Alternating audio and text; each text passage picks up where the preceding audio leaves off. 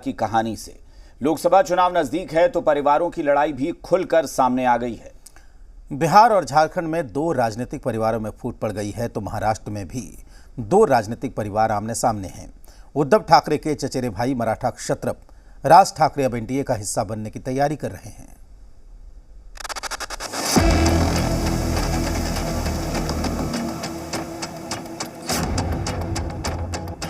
परिवार के पावर की ये तीन बड़ी तस्वीरें हैं। महाराष्ट्र से बिहार और झारखंड तक परिवारों की राजनीति किसी के चेहरे पर खुशी लेकर आई है तो किसी के चेहरे पर टेंशन। राजनीतिक नफा नुकसान देखने समझने के बाद आखिरकार महाराष्ट्र नवनिर्माण सेना के अध्यक्ष राज ठाकरे अब एनडीए का हिस्सा बनने की तैयारी कर रहे हैं। जो राज ठाकरे कभी दिल्ली आने से परहेज करते थे वो विशेष तौर पर दिल्ली आए ताकि एनडीए के परिवार में उनके लिए भी जगह बन सके। दिल्ली में उन्होंने गृह मंत्री अमित शाह से मुलाकात की। राज ठाकरे के एनडीए में शामिल होने का वैसे तो कोई औपचारिक ऐलान नहीं हुआ है, लेकिन चुनावी समय में अमित शाह जब किसी से अपने घर पर मिलते हैं तो माना यही जाता है कि वो शख्स या तो बीजेपी में शामिल होता है या फिर एनडीए का हिस्सा बनने जा रहा है। 2024 लोकसभा चुनाव में मराठा वोटों को अपने पाले में करने के लिए बीजेपी छोटे ठाकरे यानी राज ठाकरे को अपने साथ मिलाने के करीब है। भारतीय जनता पार्टी महाराष्ट्र की जनता के सामने जीरो है। उनने शिवसेना को तोड़ने का काम किया और गद्दार सेना बनाई, उनके वो शून्य है। जो फिर एनसीपी ली तोड़कर अजीत पवार जी की, वो शून्य है। और राज ठाकरे जी शून्य है ही, तो शून्य शून्य शून्य शून्य शून्य ही रहेगा। 2019 लोकसभा चुनाव में महाराष्ट्र में बड़े ठाकरे उद्धव ठाकरे बीजेपी के साथ थे, जिसका फायदा सीटों के रूप में दिखा था और बीजेपी शिवसेना गठबंधन को 48 में से 41 सीटें मिली थी। लेकिन 2020 में उद्धव एनडीए से अलग हो गए। महाराष्ट्र में एक भाई बीजेपी से दूर हुआ है तो दूसरा भाई बीजेपी के करीब आ रहा है। इसी तरह महाराष्ट्र में एक और परिवार में फूट पड़ी है, जिसमें भतीजा एनडीए के साथ है तो चाचा इंडिया गठबंधन के साथ है। महाराष्ट्र के बाद बिहार में भी चाचा बनाम भतीजा की लड़ाई है और इस लड़ाई के बीच में उलझ गई है बीजेपी। राष्ट्रीय लोक जनशक्ति पार्टी के अध्यक्ष पशुपति पारस बिहार में एनडीए से एक भी सीट न मिलने से नाराज हो गए हैं। उन्होंने इसे नाइंसाफी करार देते हुए मोदी कैबिनेट से इस्तीफा दे दिया। मैं माननीय प्रधानमंत्री जी का शुक्रगुजार हूं और मैं आज भी देश के नेता हैं, बड़े नेता हैं, लेकिन हमारे पार्टी के साथ और व्यक्तिगत रूप से हमारे साथ नाइंसाफी हुई, इसलिए मैं भारत सरकार के कैबिनेट मंत्री से मैं त्याग पत्र देता हूं। पशुपति पारस एनडीए में जितनी सीट मांग रहे थे बीजेपी ने नहीं दी।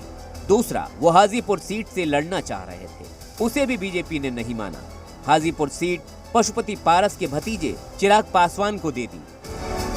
हालांकि पशुपति पारस अभी एनडीए से अलग नहीं हुए हैं, लेकिन उनकी मौजूदगी अगले कुछ दिनों में महागठबंधन में दिखाई दे सकती है।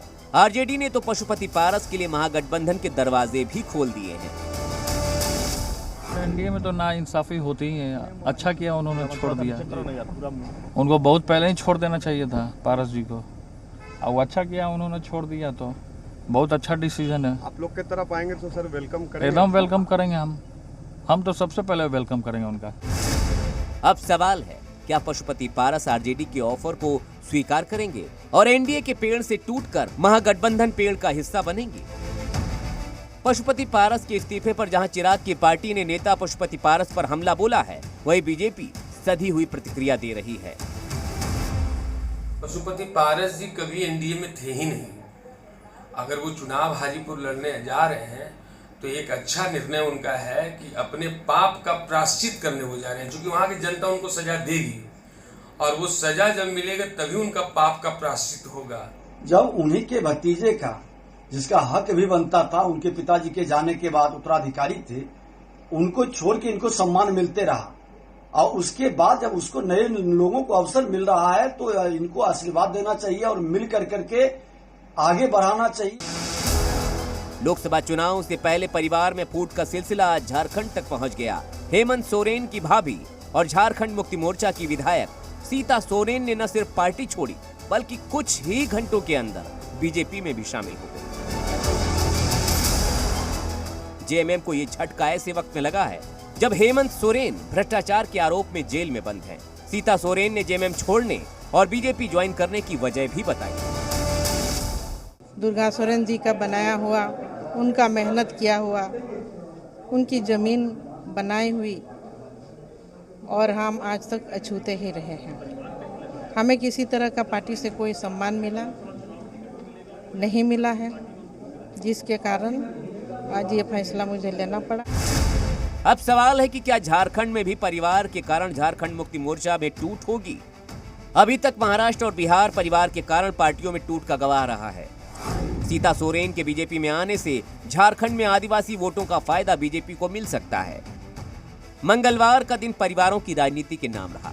किसी के हिस्से में खुशी आई है तो किसी के हिस्से में गम, लेकिन हर कोई लोकसभा चुनाव में अपना सियासी नफा नुकसान जरूर देख रहा है, क्योंकि परिवार से कहीं ज्यादा ऊपर राजनीति है। दिल्ली से रविंद्र कुमार और रवि त्रिपाठी के साथ ब्यूरो रिपोर्ट,